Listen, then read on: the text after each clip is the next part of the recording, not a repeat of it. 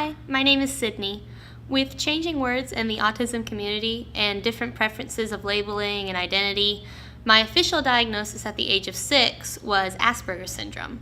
I understand that this language has changed, but for me, I still refer to myself as Asperger's, Aspie, or my preference of neurodivergent or neurodiverse. So understanding autism as a spectrum is important, but I also understand each person may have their own preference. But in this segment, I will use terms that reflect my preference. I am often asked what advice I would give to others that are in my position or share my label. People have heard me on radio shows or podcasts with my mom, or even seen some of the YouTubes I have made, and think I either no longer have struggles or they wonder how I got to where I am today. Not everyone on the spectrum has the same resources, family, support, and let's face it, some of us on the spectrum may find it hard to take advice, and some have not been diagnosed till later in life.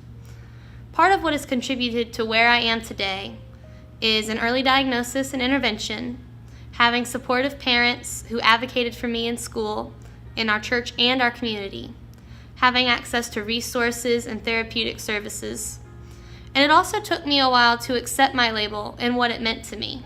In fact, this is a recent acceptance during my college years, when I realized I would stop pretending to be something or someone I am not, and I had to accept myself and find people who are willing to let me be myself or accept me for who I am. But more on that later. So these are some of my relationship tips for those on the spectrum. My very first tip is if your parents have been trying to help you, take their advice on board. They are trying to help. You would think that this is an obvious one, but I struggled with this one myself for many years. If it weren't for my mom, the school system would have put me into a mental institution or completely segregated my education when I was a kid. She has helped guide me my entire life, and I did not always appreciate that or see that. She stood up for me when I was being bullied. She helped me navigate the important transitions in life, like starting middle school, starting high school, driving, crushing on boys, and not knowing what to do.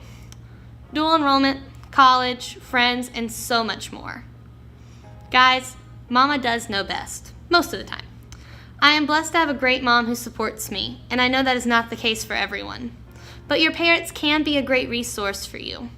I'm in college, and I still ask my mom to help me read social situations I don't understand. And if I don't want to ask my mom something, I ask my little sister. Yes, I did say my little sister. She is an extrovert and great with people. Why wouldn't I want to use her as a resource or a support system? Family is the greatest support system you will ever have, so if you have it, use it. If you don't have that support system, you can find therapeutic helps and resources. Resources are better now than they were 10 to 15 years ago. But in order to help yourself, you need to find some of these resources. You should have a goal or a dream and take these steps to pursue them. My mom would tell me we would work to accomplish my goals and find different ways or avenues. That it might be different than my peers, but together we would figure it out. My second tip is to find a good group of friends. That's easier said than done. I know. It took me till probably my second to last year of college to find my solid group of friends. I had one great friend in the latter part of high school, and we made a YouTube video together. But I did not have a solid group of friends in high school. Don't just cling on to anyone who says they want to be your friend. Since other people can read people better than we can, it is so easy for them to use us without us even knowing it. If they really are your friends, they will not pressure you into situations you don't want to be in. They will make time for you, and they will reach out to you. If you're always texting them first or making plans first, something's not adding up. Friendships require equal work on both sides. So, you are still expected to put in some work, but don't just wait around for the extroverts to adopt you. You should take a leap of faith and put yourself out there. A place to begin is something that you're interested in, a special interest, or a special talent, or a group of people doing something you enjoy.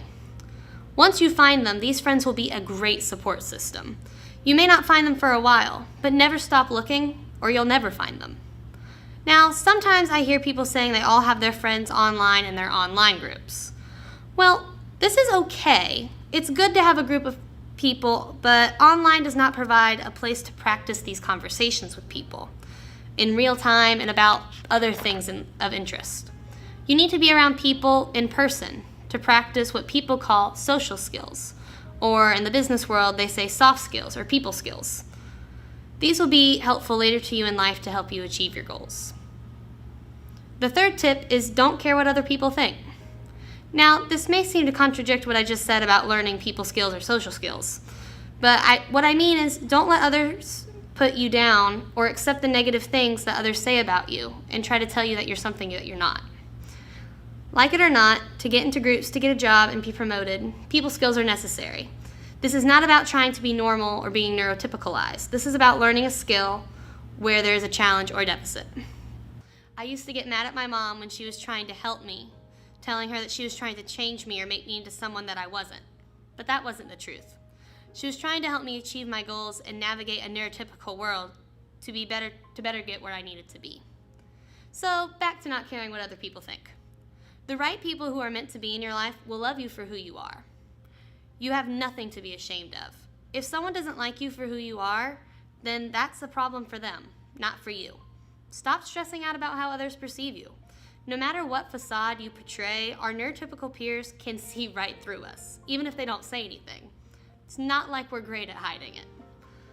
So stop trying. Just be yourself. And you'll watch your anxiety go way down.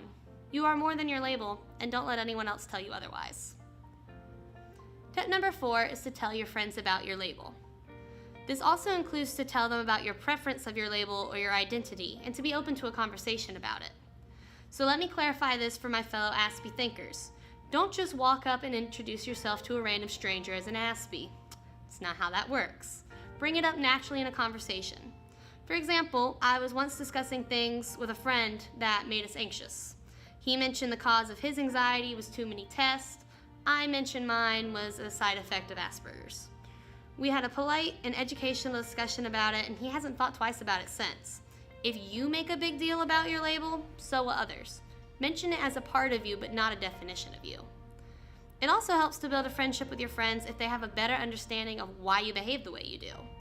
I've told my friends something along the lines of, "Hey, just wanted to let you know, I do have Asperger syndrome, so if you see me start to shut down or act in an unusual way, don't take it personally. You didn't do anything wrong, but after so many amount of social interactions, my brain just starts to shut down, and I need to decompress." Sometimes when I go into Aspie mode and we're around a group of people that don't know me so well, some of my friends have actually started to learn my tells and help me navigate those situations. They know I need my space sometimes, and they don't take my lack of social interaction personally. Having friends understand who you are, why you are the way you are crucial to building lasting friendships. Them knowing helps it not take it personally if I shut down or if I say I need to be alone to decompress.